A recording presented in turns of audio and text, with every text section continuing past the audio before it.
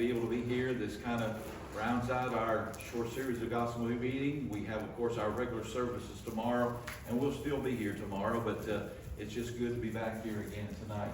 I'm going to go into one of my other series that I have used in the past. It's kind of an ongoing series because the Bible is full of characters, and characters, of course, display onto us examples. These things, the Bible says of the Old Testament anyway, that these things were written for our knowledge, for our understanding, and for our example. And so we look back to many of those characters. But our characters tonight are not found in the Old Testament, they are found in the New Testament. In fact, there are two characters that we're going to look at, and I think that they are Bible greats because they present to us a very important element in our life. And Jesus, of course, he dealt with situations, and in the dealing with those situations, one of them was, and I'll just kind of give you a little clue right here. I think one of the situations was that there comes a time in our lives when we have to make decisions. And sometimes those decisions that we make are not based on reality. You know, we make decisions for what we think is good for the moment, but maybe not what is good for the long run. And so in those moments of decisions, in those times when you have to make decisions, which decisions are you going to make? For good or for bad, for better, for worse, or whatever the case may be. So these decisions is what we're going to talk about, and they are illustrated in the life of two characters that we know of as Mary and Martha. And we simply entitle our sermon, Choosing the Good Part. There was a choice that was to be made by these two ladies. They were sisters. And there was a choice to be made by these two, and one chose, Jesus says, the good part, and the other one did not choose that. Now there is this, and we will find as we go through this sermon that we all face the same situation. There are times when we have to choose, maybe like going to church. Should I go to church or should I go to the carnival? See, there's a choice. You know, should I read my Bible or should I go through Facebook and just see what it has to say? There's a choice. There are choices in everything that we do and using every moment of our life. And I think that Mary and Martha will establish something for us here tonight that will help us to make the right choice. This story is found in Luke the 10th chapter, verses 38 through 42. And I want to read it to you. It came to pass as they went that he entered into a certain village, and a certain woman named Martha received him into her house. And she had a sister called Mary, which also sat at Jesus' feet and heard his word. But Martha was cumbered about much serving.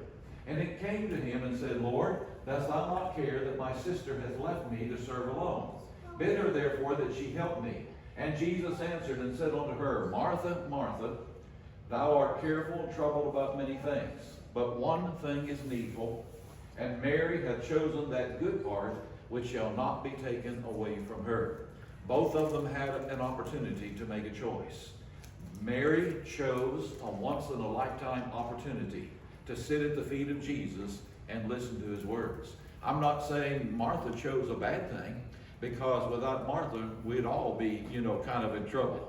Without the Marthas of our church, kind of the mothers and the grandmothers that cook our foods like today and so forth. Of course, I know some of you guys was involved as well. But, we love our Marthas.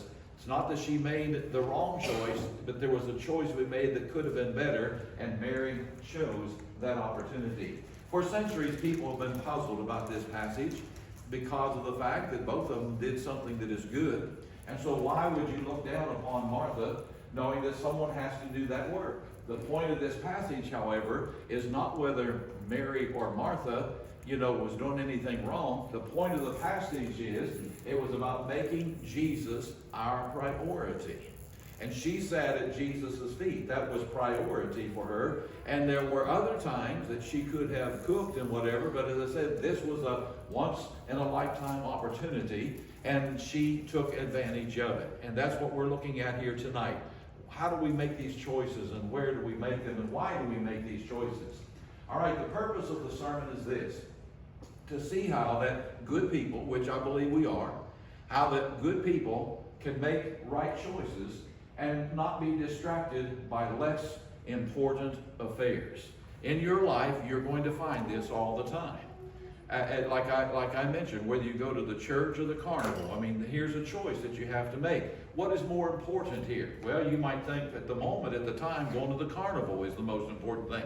But that's not, is it? I mean, you're not giving Jesus first priority. So the point is, Jesus must receive or must have the priority in our life, in our choice making. We will notice possible distractions today which may hinder us from choosing the good part of which Jesus speaks about in this passage. Mary had chosen the good part, and as we come to the end of the sermon, I want to tell you what that good part is. And I think we'll understand why we need to make the proper choices. All right, there are two realms in our life. There is the material and there is the physical. And we all have to understand these two realms. And there are responsibilities in both realms. We have a responsibility to work, to labor with our hands, to provide for our families as husbands and fathers and so forth. We have a responsibility to be keeper at home, is what the Apostle Paul said of the woman there in the book of Titus. I don't mean that means you've got to keep her chained up and locked up tight in the home and keep her barefoot, but I do think that there is a responsibility that a mother has that a father can't fulfill. I really believe that. There's a certain sense about a woman that a man cannot fill that position as ably, at least, as a woman can.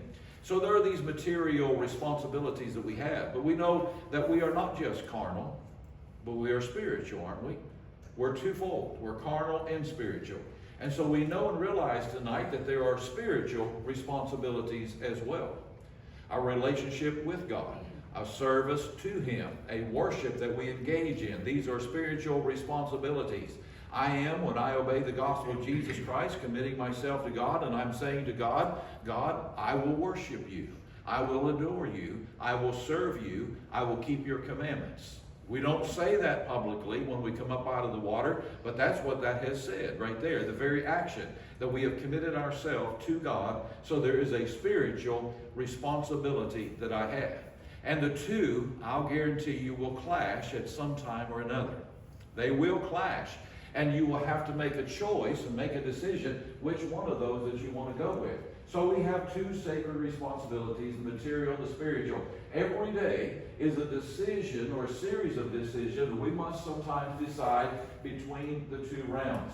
And the two are sometimes very conflicting. You don't need to feel like that you are alone in this matter, because the great Apostle Paul, whom I would think would be as close to God as possibly, he had the opportunity to be taken up into heaven and see things that was unspeakable. And so I think that's about pretty close right there.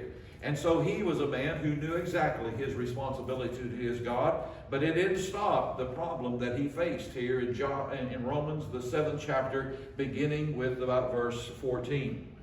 He says, For we know that the law is spiritual, but I am carnal, sold under sin. He understood that he had to be spiritual, but he had to understand that he also was a carnal man, and he had carnal feelings and carnal needs and responsibilities.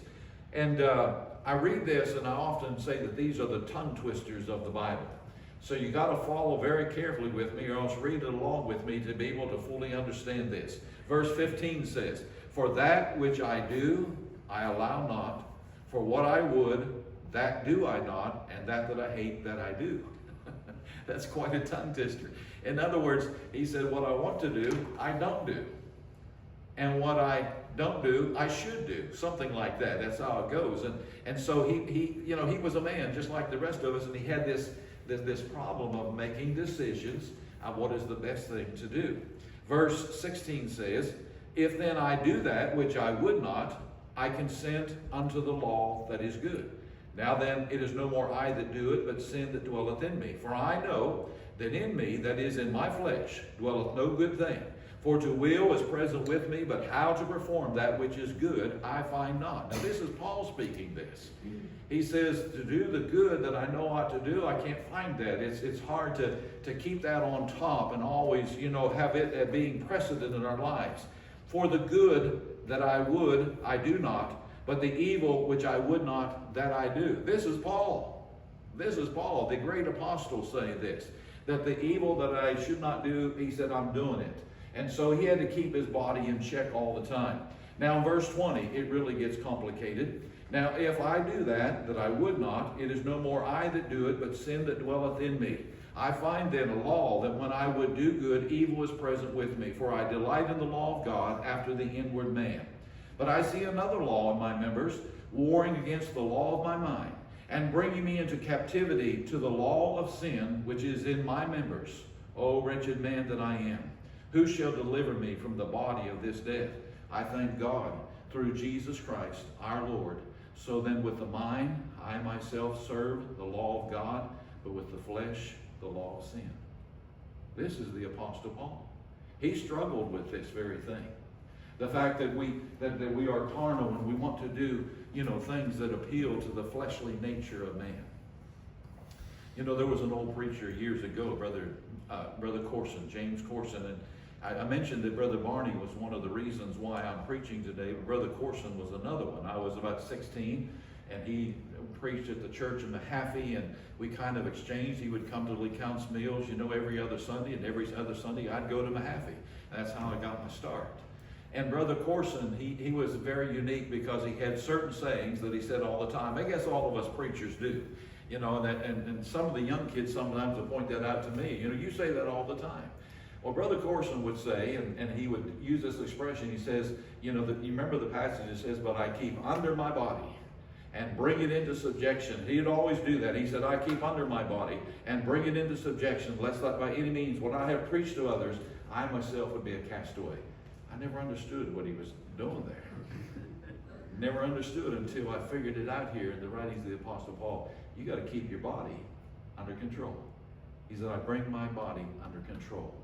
And so you got to keep it under control with the spirit always on top, the body always on the bottom. Because that's how we make good choices. And when you make good choices, then life is a whole lot easier. Choices is very important, and it's important that you make proper choices individually. I was talking about marriage one time, a sermon on marriage, and Gail and I, we make choices together, and some brethren in the church, they think that's terrible. You shouldn't let your wife make any decisions. There are some brethren like that. And so we make our decisions, and I was preaching this sermon about that, the fact that we need to be talking about the things we decide and so forth. We don't talk about everything that we decide. If I want to buy a car, just go buy a car. But anyway, this brother come up to me afterwards, and he said, we've been married 40 years. Me and my wife have been married 40 years. And he said, we decided when we got married that she could make all the little decisions, like what color you're going to paint the living room, and what direction you want the chair or the sofa to sit in. You make all the little decisions. And he said, I'll make all the big ones. That was the agreement between them. I'll make all the big decisions. You make all the little ones. He said, we've been married 40 years. I haven't had to make a decision yet. He said, I haven't made one yet. Well, there's a lot of truth to that. I thought it was a joke, but it was a joke. But there's a lot of truth to that. If your wife makes good decisions, you don't have a whole lot of other decisions to make. You know that? That's what a good wife will do for you. She will help you, and if she makes good decisions, there's no real big ones, because all them little ones helps us to make the right one. And this is what we're talking about here tonight. When you make the little decisions to put God first, to put the Spirit on top, then the other decisions, they just kind of fall in place, and you'll just naturally know how to deal with them whenever they come along. All right, let's move on here. The interweaving of material and spiritual duties. Not only do you have, the material responsibilities, and over here the spiritual responsibilities, but a lot of times they work together. They work together. In the case of a man providing for his family, that's a physical law. That's a material thing. But isn't that a spiritual duty as well? They work together. When we're talking about having rest, we need rest. The body needs rest of some kind. It'll finally exhaust itself if you don't have rest. Well, that's a material thing, but the Bible tells us that we are to, come to Jesus for rest, and he invites us to come for that very element. So there's a lot of rules that are physical that automatically become spiritual.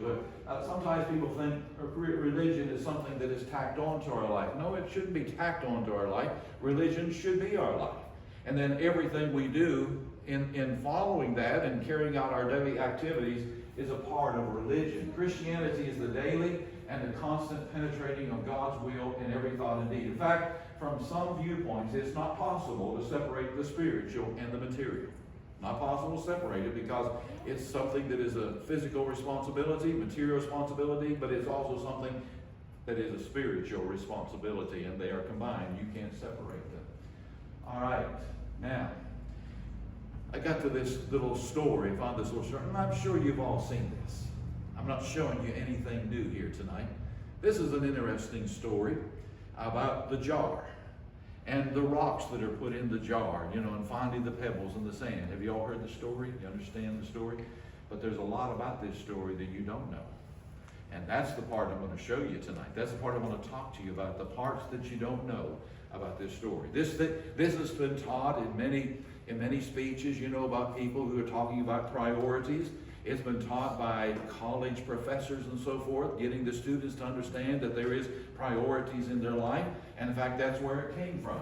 There was a professor at one time, a philosophy professor, that once stood up in class with a large empty jar. Now, I've got 3 of them here, and I didn't know how to do this without just having them all 3 on the board. But so he had this big jar, empty jar, and he had here a pile of rocks, he had a pile of pebbles, and he had a pile of sand. So you know how the story goes.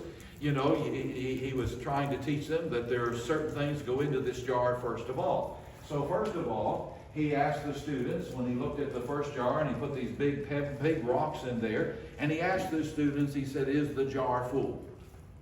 They said, "It's full." Without all those other things on there, you would say it's full because you couldn't put another rock in that jar. So it's full. So then he took up and he scooped, of course, all of the pebbles, and he put the pebbles in there. See them in there? The little gray areas that are there. Those are pebbles, little pieces of gravel and so forth that he put in there. And he kind of shook the jar, and they all filtered down in the crevices and the places that are lacking in the jar. And then he asked his students, he said, "Is the jar full?" Well, yeah, it's full. But he had just put in a whole bunch more stuff, you see.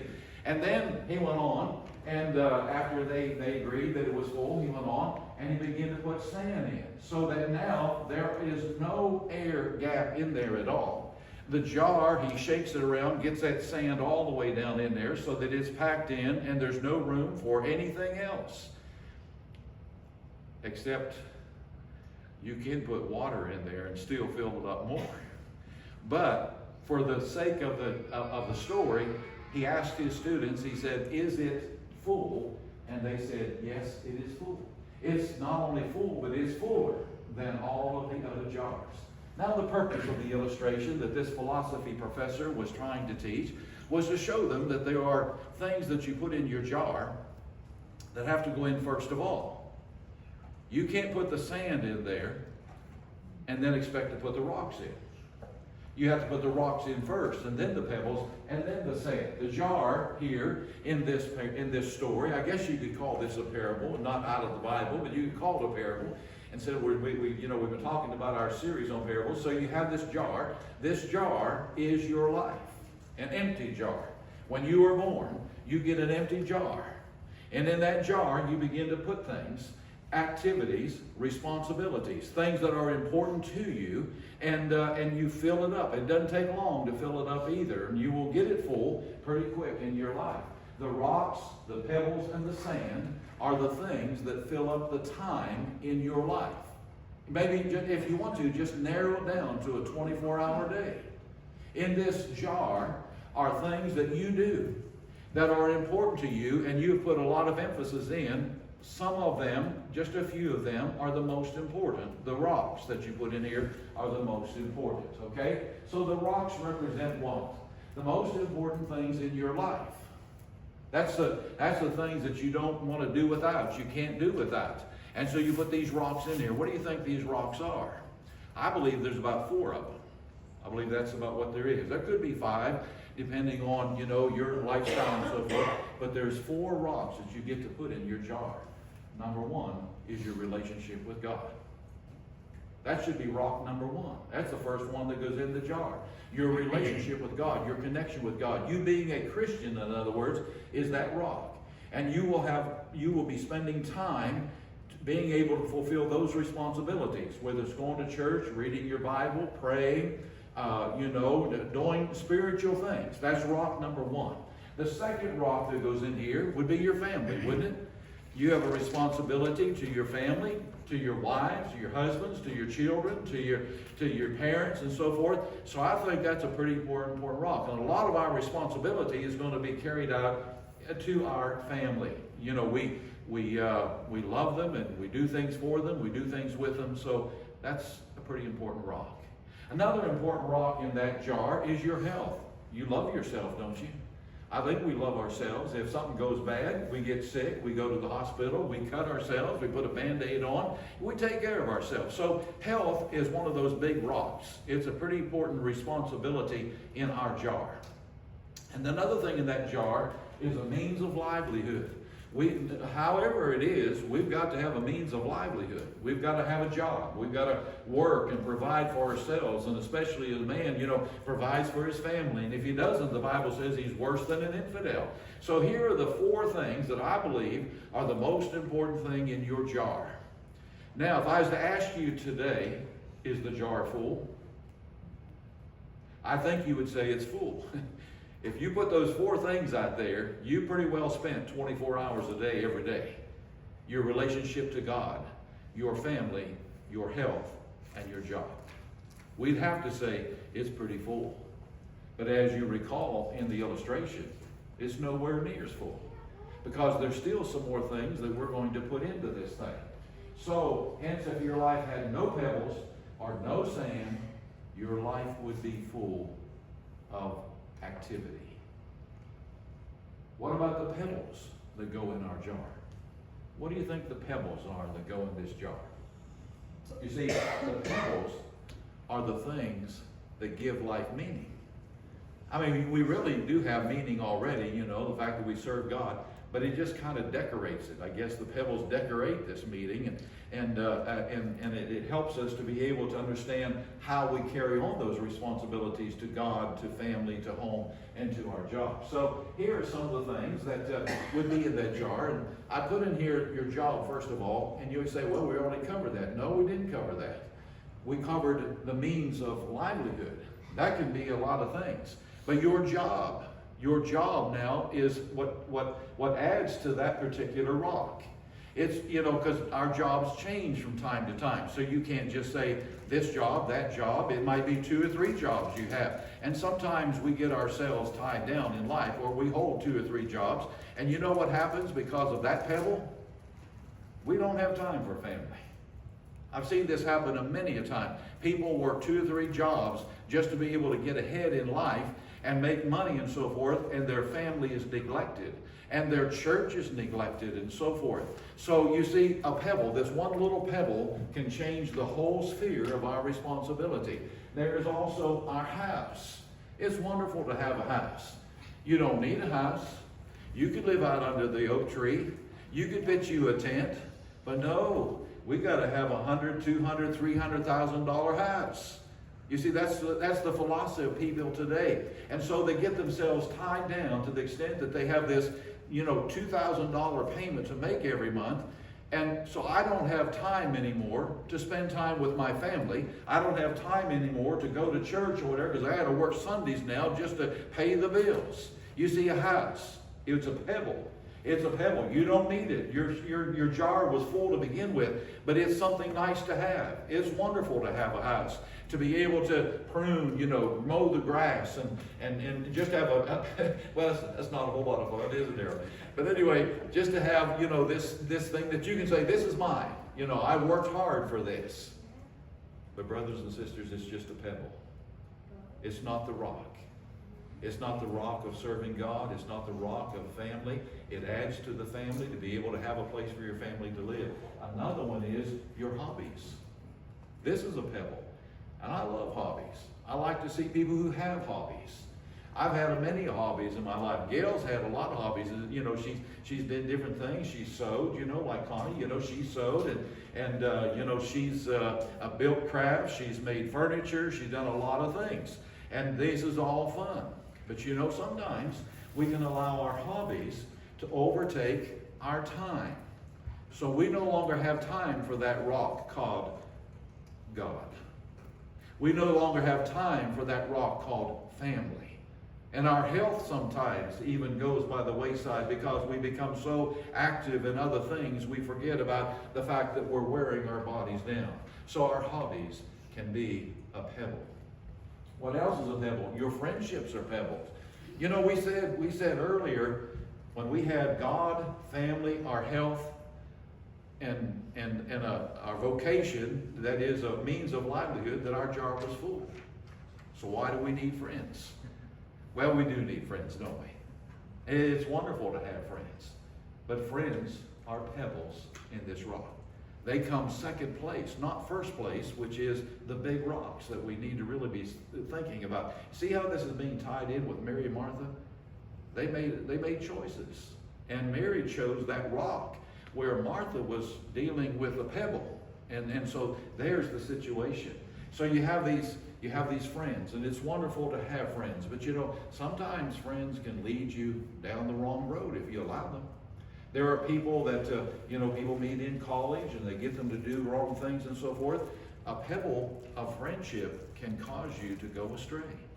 On the other hand, it can bring you joy and happiness because you get to go out and eat with people and you get to enjoy things together and go on vacations and all of that. It's a wonderful thing. But friends is a pebble. These things often come and go. Friends come and go. They're not permanent. I've had a lot of friends in my time through the ages, and now they won't even talk to me. So friends come and go. And you know, houses. Now, I haven't lived in a whole lot of houses. I know people who just jump from house to house to house. I haven't lived in a whole lot of houses, but I have changed a couple of times. So these things changes. Pebbles change, but the rock of serving God never changes. The rock of you being responsible for your family never changes. The rock of you taking care of yourself and your health never changes. These change from time to time. And sometimes you got to throw out a few pebbles and you throw in a few more. All right, now, let's go on to the sand. What is the sand in your jar? Now, we would say with all them pebbles in there and all of that, you know, dealing with your friends, your hobbies, and taking care of your home, man, I'm telling you what, this 24-hour day is about gone. It's about shot, isn't it? But wait a minute, we got some sand to put in here. And sand is also representative of time and responsibility. Sand represents the remaining filler things in your life and material possessions such as watching television. Okay? That's sand. Do you need to watch television to go to heaven? No. But boy, I kind of enjoy it. I have to admit, I enjoy watching an old Western movie or something every once in a while. And watching television is kind of, it's comforting, I guess. But if you stopped for a minute and just considered how much television you watch in a day, you don't have time for that rock of God anymore. You don't have time for that rock you see of the family. Do you understand what I'm saying? Sand can take up all of your time. There's also listening to the radio. Now, you know, Andy, you said people don't listen to the radio anymore, but I do, because I have XM Sirius, and I love that. And when they came out with that, well, that was the best invention they ever made. Because I can start off in Pennsylvania, go all the way to Texas, and listen to the same station. And I do listen to about the same station. Gail complains about it. I listen to Radio Spirits. And what it is, it's Radio Classics, it's called. It's old-time radio programs. You know, Jack Benny and the Whistler and you know, the Green Hornet and I think there's Gunsmoke on there. There's just all kinds of radio programs. They're 30-minute programs. And when you listen to them, you're 30 miles down the road and you don't even know it because you got caught up in the story. I love that part of it. In fact, Gail, she kind of gets tired. We can go miles and miles and miles and never say a word to each other because I'm listening to the radio. She puts earphones on so she doesn't have to hear it. And she listens to her own stuff. But I love listening to the radio. And really, I guess in this sense, it's not wasting time because I do have to drive. I do have to drive, and this just helps me to drive, but I don't need it. It's just a filler. Just a filler of time. All right, let's go to reading a book. People like to read a book. Now, you can't do that driving. So now here's something that's going to take a part of time out of your day to read a book. This is why I don't like to read. I don't want to take that time out of my day to read. And I never was good at it. And they put me through a special class in school because I couldn't read. I could read, but I couldn't read like you're supposed to read, where some people can just read a book and they skim through the page and they've got everything on there. I have to read it every word for word for word. A book this size will take me a month to read.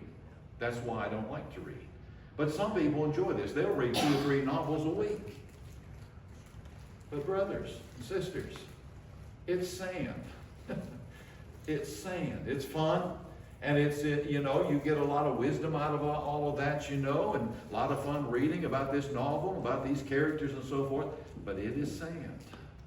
And it takes away sometimes from my responsibility to God, family, health, and making a livelihood. All right. Here's a new one. Browsing your favorite social media site. This is the biggest bunch of sand I have ever seen. It is terrible today the way it is in our society. You can't hardly look anywhere, but people are engrossed in this phone that they're looking at. And they're looking at Facebook and TikTok and all those sites out there that just, you just see them over and over and over again, and you just, and it's, have you ever noticed that? I mean, people sitting in a restaurant where they ought to be talking to each other, they're playing on their phone. In their homes, here's a husband and wife sitting in and Gail and I probably, we fall this category to some extent, but we're sitting there, we're just looking up this and looking up that. I mean, and what is it? It's sand, brothers and sisters. It's sand. It's just a filler, and it wastes time. Because the more you do that, the less time you have for the rocks. The less time you have for that walk of God, your family, your health, and so forth. And so I'm saying that this is just saying that we could probably do without. These things don't mean much to your life as a whole, because you can get along with any one of these things. You make it in life if you never had one of these things at all. And people have in the past, before electricity and television and radio and all this browsing stuff. But more than likely, it is done just to waste time. That's all that sand is. It's just a waste of time. If you've got extra time, it's enjoyable, but most of us don't have that extra time when it comes to doing the more important things in life. All right, the moral of the story, you know what it is. If you start putting the sand into the jar, you can't put very many rocks in there. And so we eliminate the more important things in our life. And so we don't want to do that. We want to put the rocks in, we want to put the pebbles in, we put the sand in. And that's the moral of the story. But that's not the end of the story. Because the rocks in a jar story that was started by this philosophy professor, he did not tell you 11 things about this jar. He didn't tell you 11 things about it. And I'm going to tell you 11 things. I got to watch my clock and my time here. So we're going to get on with these things. All right. You've got to make an assessment. He didn't tell his students you got to make an assessment, but that's exactly what you have to do. You have to assess what is important in your life and put those things in the jar first of all. They aren't there just automatically. You have to decide what it is. To gain perspective, deliberately pause and look at the stuff around you. Look at your jar today, for instance, and just consider doing this very thing. Make an assessment as to what is most important. And I would encourage you to do this when you go home tonight.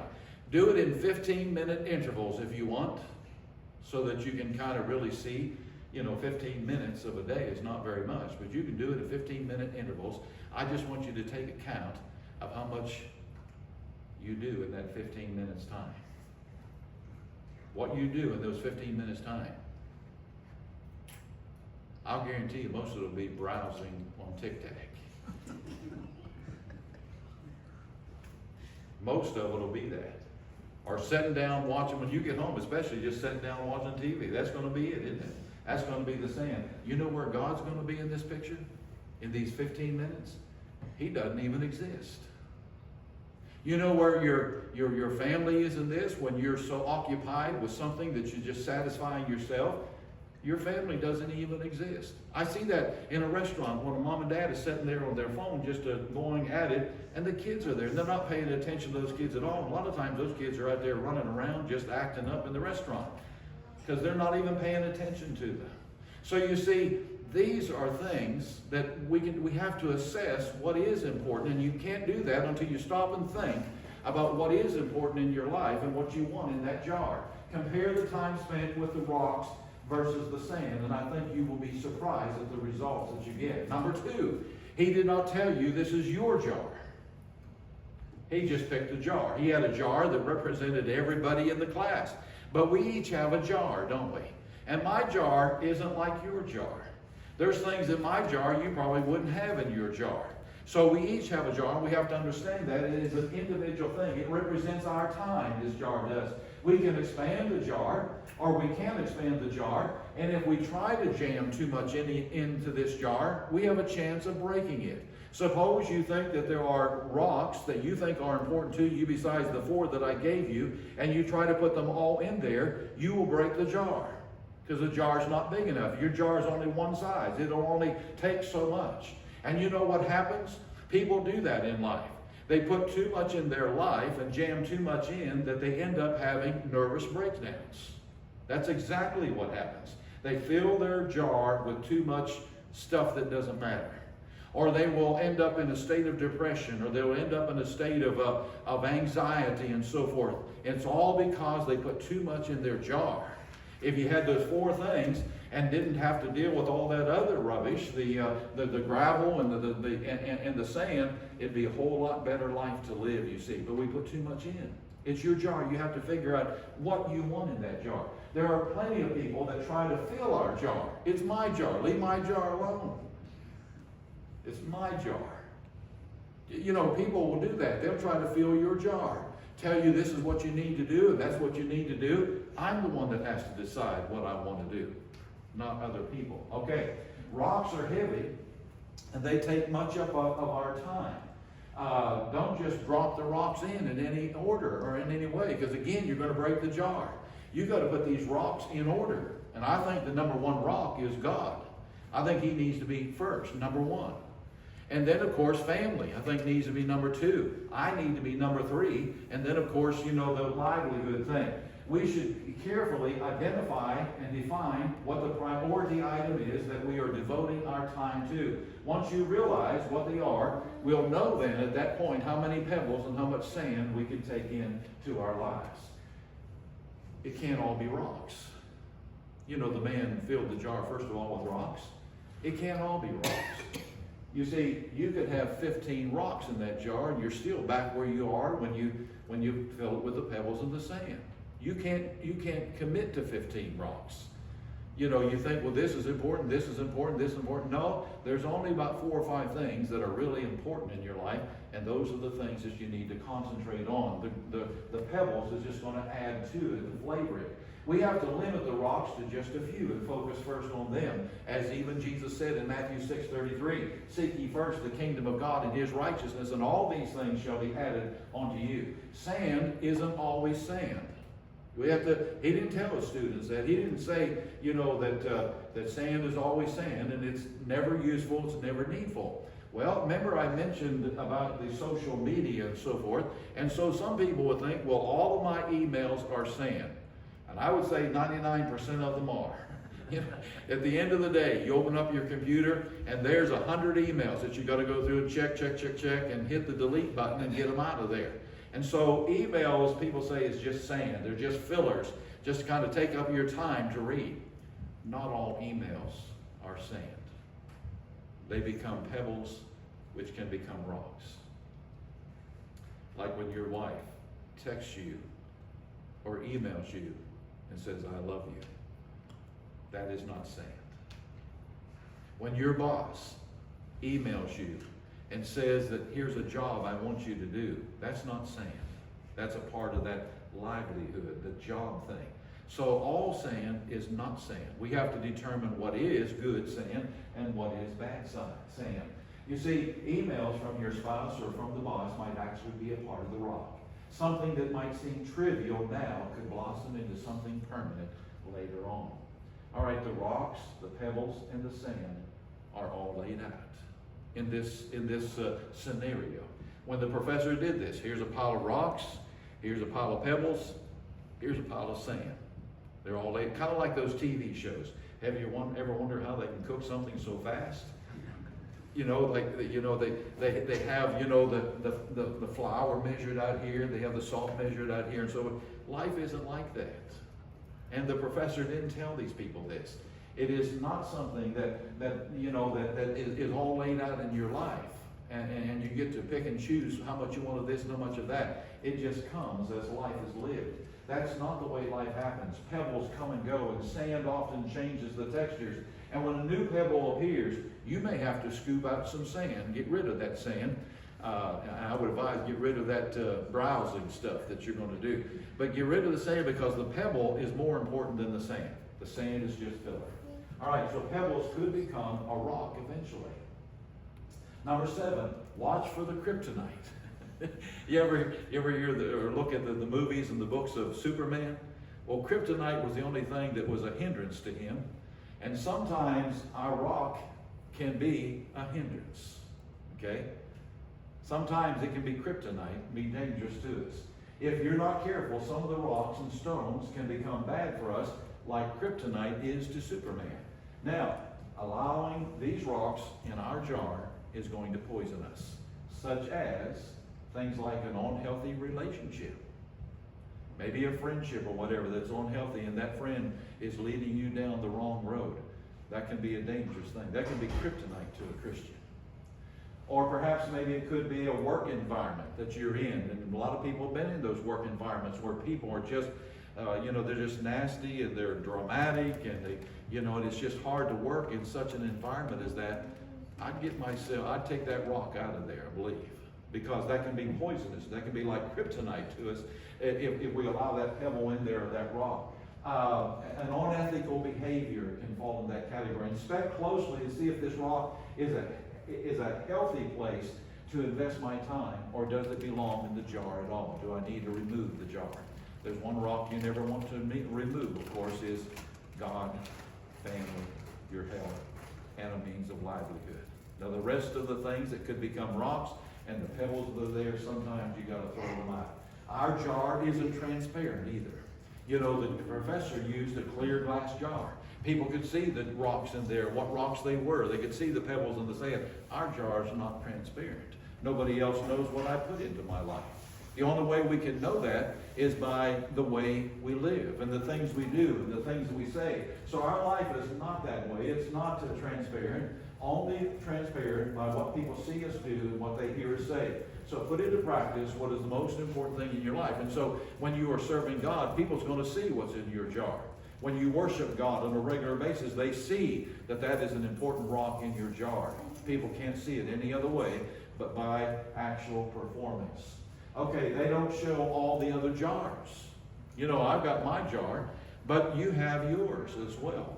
And so there's other jars in this scenario that I have to consider, and they may not be equal to me, and so I got to learn how to deal with that. The demonstration is done just with one jar, but that is not what life is about, is it? We live in a world of jars.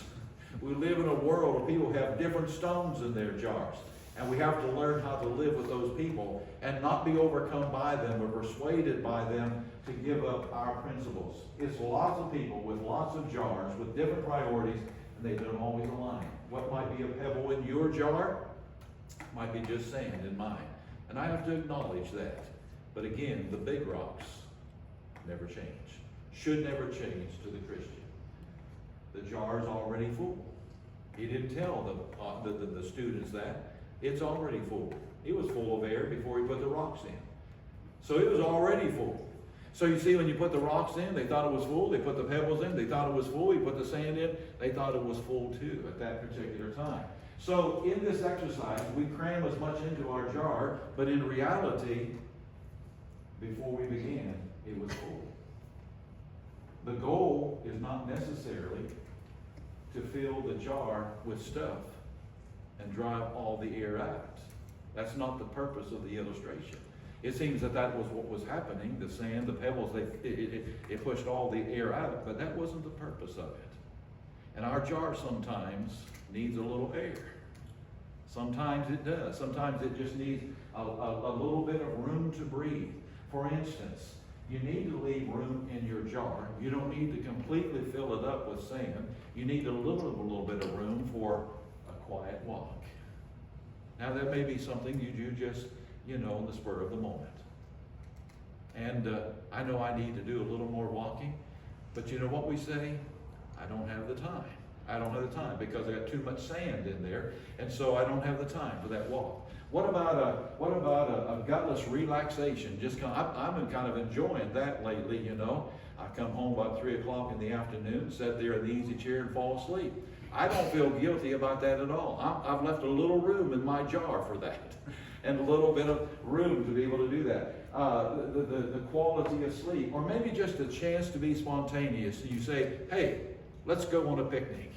Didn't plan it, didn't, schedule it or whatever. Let's just go on a picnic. So you need to leave room in your jar for a little air. You don't have to fill it up completely. Number 11, you can dump out the jar if you want to. The jar doesn't have a lid on it. You can dump it out when you want to and start all over again. So people do that, especially people who have served God and they finally allow that rock of God to get hidden by the pebbles and the sand, and then they come to their senses and they come back and they repent and they come back to church. Just dump the jar out and start over again. You can do that. And the philosophy professor didn't tell them that. However we choose to fill our jar, that's not the end of the story. When life happens, or circumstances change, it's okay to dump out the jar and start again. In fact, we should examine the contents of our jar regularly. For what did Christ rebuke Martha for? He said, Martha, Martha, thou art cumbered about many things. And so there was somewhat of a rebuke there to her because she was cumbered about the pebbles. She was cumbered about the sand that was in her life. Mary had chosen the rock, but she had chosen the pebbles to do that instead. So what was it? It was not for cooking a meal, because he rebuked her only after she placed too much emphasis on the secondary aspects of life. She became so tense and anxious over daily household duties that the more important spiritual opportunities were temporarily crowded out of her mind. She didn't think about this great opportunity that she was missing out on sitting at the feet of Jesus. Within itself, the preparation of a meal was not wrong. In fact, it was not even evil in any way. What would Jesus or any of his other followers do without Martha's? What would they do without Martha's? I don't know what I would have done. I've preached in the gospel for the last 50 years if it wasn't for Martha's, who took me into their homes many times, prepared meals for me, and so forth. And we've come to an age in the church that is a quality that is almost completely slipped out of existence, that of hospitality. We have. I'm not just saying, I'm not talking about necessarily the congregation at Davella, but the whole church all over the brotherhood has fallen into that category of the lack of hospitality. It really has. When I started out in 1972, I held a meeting in Mullen, Texas, and in fact, Gail and I were just married. We spent our honeymoon in Mullen, Texas. Well, what a place to spend a honeymoon. But it was good people, Christian people. The church was wonderful. And so every vacation we've ever taken is in a gospel meeting. So, we just build around the church. That's our rock, I guess. But anyway, we were there, and they handed us, remember this, Gail? They handed us a piece of paper. And it was listed for lunch and supper. I don't know what y'all call it. I'm country. I still call it supper. Lunch and supper. And so we was to be at this brother's house for lunch, this brother for supper, the next day, all week long. They lined it up before we ever got there. In fact, they had to fight over who got us. Really, they did. I remember having preachers at home. We had to fight over getting the preacher. to come eat with us because everybody else wanted him to eat with them. That is a quality that has slowly declined in the church, and I don't know why, because we need our Marthas. We need those who attend to the needs of those who would preach the gospel. And I'm not saying that because I don't have needs. You know that. I don't need to be fed. But what I'm saying is there is the need for hospitality. And Jesus said there was one thing that was needful. All of us have a deep-seating feeling that there must be one great single purpose in life. But many go through life confused and wondering what that one thing is. What do you suppose this one thing is that Jesus was talking about? He says, one thing is needful, and Mary hath chosen that good part. Our Lord defines this one good thing, that which shall not be taken away from her. That's the one good thing that Mary chose to follow after, to pursue, and to be a part of. That which shall not be taken away from her. You know, we brought nothing into this world, and we will carry nothing out. So anything we have in that respect, in a material respect, it doesn't fit this category, because it can be taken from us, can't it? Every material possession is going to be taken from us. At death, we will be separated from all material possessions. What then shall not be taken away? It's this right here. The soul of man. That's the part of you that will never be taken away. And so when you center your rocks around this right here, or maybe I should say you center this around your rocks, especially your responsibility to God, you'll understand how important it is. Therefore, the good part of life is that which goes into the preparing of the immortal soul for eternity. Such things as worship, prayer, studying God's Word, working to acquire the fruits of the Spirit, love, joy, peace, and love, and all of that stuff, and then all the other commandments which promises us spiritual growth. That's the most important thing in your life. And if you allow something to crowd that out, it is a pebble or it is a sand that will do that.